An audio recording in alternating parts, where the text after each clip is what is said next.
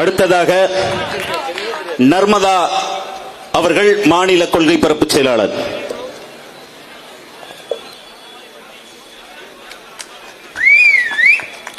பெண் விடுதலை இல்லையேல் இம்மண் விடுதலை இல்லை என்று எம்மை வழிநடத்தும் தேசிய தலைவர் மேதகுவே பிரபாகரன் அவர்களை வணங்கி, நிலத்தை இழந்தால் பலத்தை இழப்போம். இந்த மாபெரும் பொதுக்கூட்டத்திற்கு வந்திருக்கும் உறவுகள் உங்களை வரவேற்று மகிழ்கிறேன். தினம் தொடர்வண்டியில பெட்டி பெட்டியாக வந்து இறங்கி இங்க இருக்கக்கூடிய வேலை வாய்ப்புகளை எல்லாம் பறித்து ரொம்ப குறைந்த கூலிக்கு வேலை செய்து நம்ம மண்ணின் மக்களின் வேலை வாய்ப்புகளை பறித்து குற்ற சம்பவங்களில் ஈடுபட்டு வரும் வடமாநிலத்தவர் இந்த மாநிலத்திற்கு எவ்வளவு பெரிய கேடாக இருக்கிறார்களோ, துயரமாக இருக்கிறார்களோ, அதைவிட இன்னொரு படி மேலான துயரம் ஒண்ணு இருக்கு. இதெல்லாம் நம்ம கண்ணுல பாக்குறோம், இவங்க வர்றது, வேலைகள் போறது, குற்றச்சம்பவம் செய்யறதெல்லாம். ஆனால் இவர்களை போலவே இங்கே வடமாநில முதலாளிகள் கோடி கோடிகளாக கொண்டு வந்து இங்கே தொழில் தொடங்கி, குறிப்பாக இந்த தெற்கு தொகுதியில கோவை தெற்கு தொகுதி வந்து நகை பட்டறைகள் அதிகம் உள்ள தொகுதி. தமிழ்நாட்டில் கோயம்புத்தூர் தான் நகைகளின் தலைநகரம், ஹப்னு சொல்லுவாங்களா அந்த மாதிரி. அதற்கு அடுத்ததுதான் சென்னை இப்ப வளர்ந்துட்டு இருக்கு. அப்படிப்பட்ட ஊர்ல சின்ன சின்ன முதலாளிகள் நம்ம போனோம்னா தெரியும், சின்ன சின்ன 10 ரூம் வச்சு ஆசாரிக வந்து நகை செஞ்சுட்டு இருப்பாங்க, சங்கிலி மாட்டுவாங்க, கொக்கி மாட்டுவாங்க. அந்த வேலைகளை நம்மளுடைய தமிழ் குடிகளான ஆசாரி பெருமக்களும் மற்ற இனத்து மக்களும் செஞ்சுட்டு இருந்தாங்க. ஆனா அங்கிருந்து கோடி கோடியாக பணத்தை கொண்டு வருகின்ற இந்த வடமாநில முதலாளிகள் என்ன பண்றாங்க தெரியுங்களா? வந்து அப்படியே பணத்தை எல்லாம் போட்டு இந்த குறு சிறு தொழில் செஞ்சிட்டு இருக்கிற நம்ம ஆட்களை எல்லாம் தொழிலை விட்டு அகற்றி விடுறாங்க. இங்கேயே வீடு வாங்குறாங்க, சொத்து வாங்குறாங்க. இப்ப நம்மளை போலவே வெளியில போய் ஏக்கரா கணக்குல தோட்டக்காடு வாங்குறாங்க, ரியல் எஸ்டேட் பண்றாங்க. இந்த வேலைக்கு வர்றவங்களையாவது எதையாவது செஞ்சு அண்ணன் முதலமைச்சரான பிறகு ஒரு சட்டத்தை போட்டு தமிழரின் வேலை வாய்ப்பு தமிழருக்கேன்னு சொல்லி அவங்களை விரட்டி விட்டுறலாம். ஆனா இந்த முதலாளிகள் வந்து இங்க செட்டில் ஆகுறாங்க பாருங்க, அவர்களை விரட்ட முடியாது. அவர்கள் காலங்காலமாக இங்கே இருந்து நம்மளுடைய சிறு குறு முதலாளிகளை எல்லாம் காலி செஞ்சிருவாங்க. அது வந்து இன்னும் பெரிய மோசமான நிலைக்கு நம்ம தமிழ்நாட்டை தள்ளிரும். இந்த தெற்கு தொகுதி என்பது குறிப்பாக கோவை மாவட்டத்தில் அதிகமான வடமாநிலர்கள் வாழக்கூடிய தொழில் செய்ய இடமாக மாறிடுச்சு. இங்க 15,000த்திற்கும் மேற்பட்ட வங்காளிகளுக்கு வாக்குரிமை இருக்கு. 30,000த்திற்கும் மேற்பட்ட சேட்டுன்னு சொல்றோம்ல மார்வாடிகள், ராஜஸ்தான்காரங்க, அவர்களுக்கு வாக்குரிமை இருக்கு. அவர்கள் இங்கே எந்த வேட்பாளர் வெற்றி பெற வேண்டும் என்பதை தீர்மானிக்க கூடிய இடத்துக்கு இப்ப வந்துட்டாங்க. இதையெல்லாம் வேடிக்கை பார்த்துட்டு தமிழரின் வாழ்வாதாரமே இங்க கைவிட்டு போயிட்டு இருக்கே. இந்த தெற்கு தொகுதி சட்டமன்ற உறுப்பினர் என்ன செய்யறாங்க? அவங்க இதையெல்லாம் கவனிக்க மாட்டாங்களான்னு கேட்டோம்னா, 2021 அக்கா வானதி ஜெயிச்சதே இந்த இந்திக்காரனோட ஓட்டு தான். அவங்க எப்படி அவங்கள எதிர்த்து கேட்பாங்க? அதை மீறி நம்ம கேட்டோம்னா, ஒரே நாடு, ஒரே தேர்தல், ஒரே ரேஷன் கார்டு, ஒரே மொழி அப்படின்னு சொல்லி வியாக்கியானமா பேசுவாங்க. தமிழர்கள் கிட்ட நெய்வேலி மின்சாரம் ஒரே நாடு, கூடங்குளம் அணுமின் மின்சாரம் ஒரே நாடு, ஜிஎஸ்டி கட்டணம் ஒரே நாடு, விழிஞம் துறைமுகத்துக்கு கன்னியாகுமரியிலிருந்து மலையை வெட்டி திருடிட்டு போனா அது ஒரே நாடு, கிருஷ்ணகிரியில மலையை உடைத்து பெங்களூருக்கு கொண்டு போனா இது ஒரே நாடு. ஆனா முல்லை பெரியாறுல தண்ணி கேட்டா இது மாநில பிரச்சனை, காவிரியில தண்ணி கேட்டா இது மாநில பிரச்சனை, வடக்க வந்து தமிழ்நாட்டுல ஆக்கிரமிக்கிறான்னா இது மாநில பிரச்சனையா மாறிடும். இதை கேட்க எந்த நாதியும் இல்ல. அதனால நம்ம விழித்துக் கொள்ள வேண்டும். தமிழ்நாட்டில் இருக்கிற மத்த ஊர்ல இருந்து நீங்க ராஜஸ்தான் போகணும்னா 3 நாள் ஆகும் தொடர்வண்டி பயணம். இல்ல விமானத்துல போறோம்னா 3.5 மணி நேரத்துல போயிடலாம். ஆனா கோயம்புத்தூர்ல இருந்து ராஜஸ்தான் போகணும்னு வைங்க, இப்படி மேக்க போய் வடக்க திரும்பினீங்கன்னா ராஜஸ்தான், மேக்க போய் தெற்க திரும்பினீங்கன்னா மேற்கு வங்காளம். அந்த நிலைமையில தான் இந்த கோவை தெற்கு தொகுதி இருக்கு. ஏங்க எங்க கோவை டவுன் ஹாலுக்கு வாங்க, அங்கிட்டு பார்த்தா வங்காளி, இங்கிட்டு பார்த்தா ராஜஸ்தானி. அப்படியே பட்டேல் ரோடு போனோம்னா ஜிஎஸ்டி இல்லாம பொருள் வாங்கலாங்க. இதுதான் இன்றைய நிலை. இடையர் வீதி இப்ப வந்து ஏதோ வங்காளி வீதியா மாறிடுச்சு. நம்ம பசுவண்ணன் கோயில் எத்தனை 1000 ஆண்டுகளுக்கு மேலான பசுவண்ணன் கோயிலே பெங்காலி கோயிலாக மாற்றப்பட்டு அந்த ஆட்டோ கூட பெங்காலி கோயில் தான் நிறுத்துறாங்களாமா. அந்த நிறுத்தத்திற்கு பேரே பெங்காலி பத்தம் என்னமோ மாறிடுச்சுன்னு சொல்றாங்க. அந்த அளவுக்கு இங்கே வடமாநிலரின் ஆதிக்கமும் ஊடுருவலும் இருக்கு. இதையெல்லாம் என்னைக்கு நாம சிந்திக்க போறோம்? ஈழத்துல நம்மளை அடிச்சா நம்ம வந்து இப்படி உட்கார்றக்கும் அகதின்னு சொல்லி ஒரு இடம் இருந்துச்சு. இப்ப நம்மளை இங்க தாய் நிலமா தமிழ் நிலத்துல இந்திக்காரன் சேர்ந்து அடிச்சா நம்ம எங்க போய் உட்கார்றது?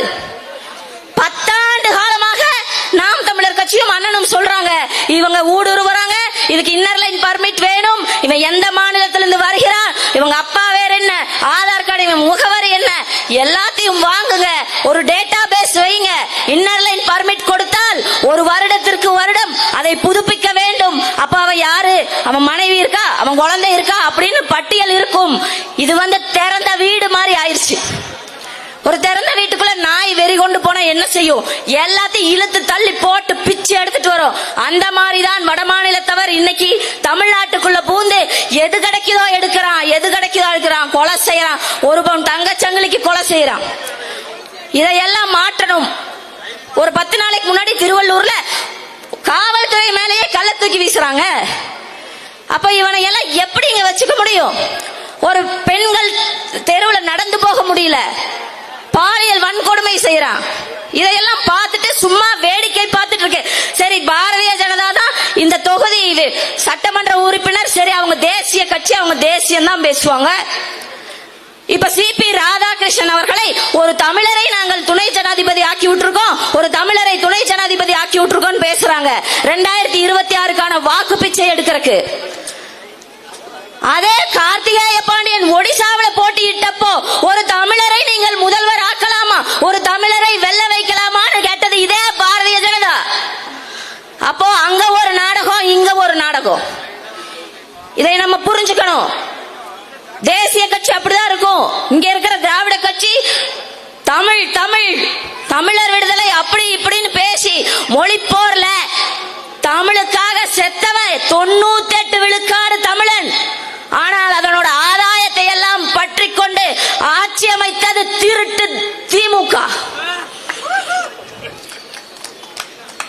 இவன் கேட்க மாட்டான். இங்க போய் உட்காந்து ஆக்ஸ்போர்டில் பெரியார் சிலை, ஆக்ஸ்போர்டு அந்த சிலையே திறக்கல, சும்மா கையில வரைஞ்ச ஓவியத்தை ஒரு சும்மா டெம்பரவரியா வச்சு திறந்திருக்காங்க. அது ஆக்ஸ்போர்டு கிடையாதுங்க.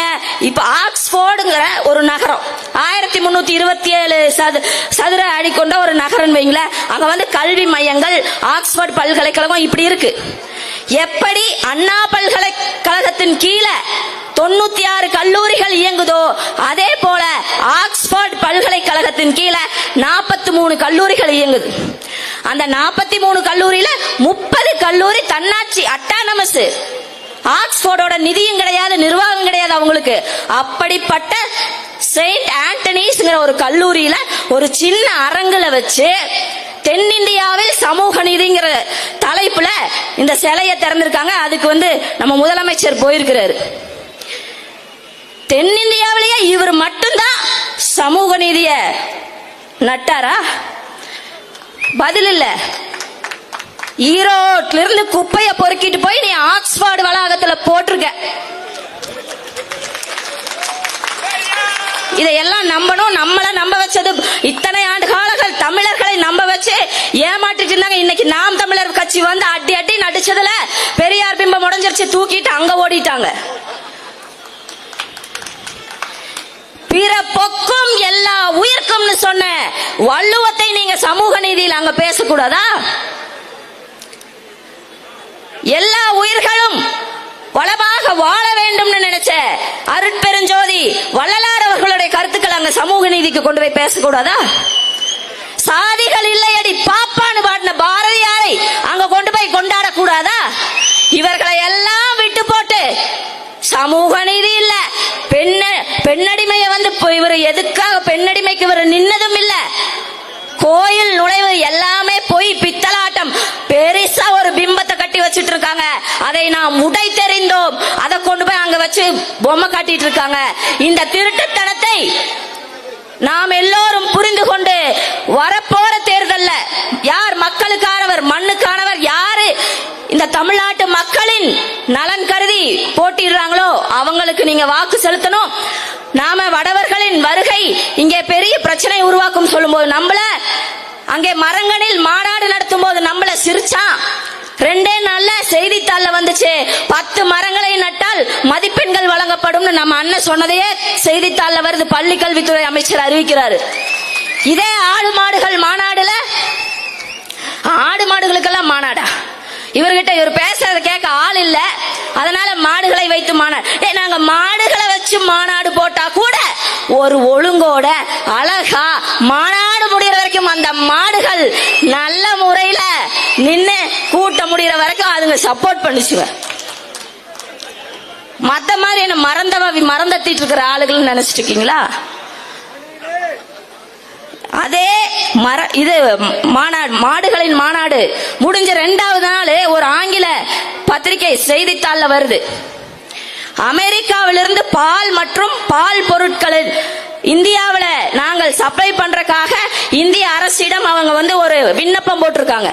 அதுல என்ன சொல்றான், அந்த அமெரிக்கா விண்ணப்பித்திருக்க கூடிய பால் மற்றும் பால் வளங்கள், அத பன்னீர், சீஸ் இதெல்லாம் இருக்குல்ல, பாலாடை கட்டி, இதெல்லாம் அமெரிக்காக்காரன் இங்க நம்மளுக்கு விநியோகம் பண்றாங்க. அதுக்கான அனுமதி. அதுல 1,00,000 கோடி இங்க இருக்கிற இந்திய விவசாயிகளுக்கு பாதிப்பு ஏற்படும், பால் பண்ணைகளுக்கு பாதிப்பு ஏற்படுங்கிறான். அப்ப அதுல இருக்கிற எவ்வளவு பொருளாதாரம் இருக்குங்கிறத நம்ம சிந்திக்கணும். ஆனா இந்த திருட்டு கூட்டங்க 200 ரூபாய்க்கு ஊபிஸ் என்ன பண்றாங்க, ஐயோ மாடுகளுக்கு மாநாடு, ஆடுகளுக்கு மாநாடு, நம்மளை கேலி செய்வான், கிண்டல் செய்வான், அவமானப்படுத்துவான். எல்லாத்தையும் தாண்டி தலைவர் எப்படி போர்க்களத்திலே எதிரிகளை எதிர்கொண்டாரோ அதே போல இந்த திருட்டு திராவிட கூட்டங்களையும் தேசிய கட்சிகளையும் எதிர்கொள்வோம்.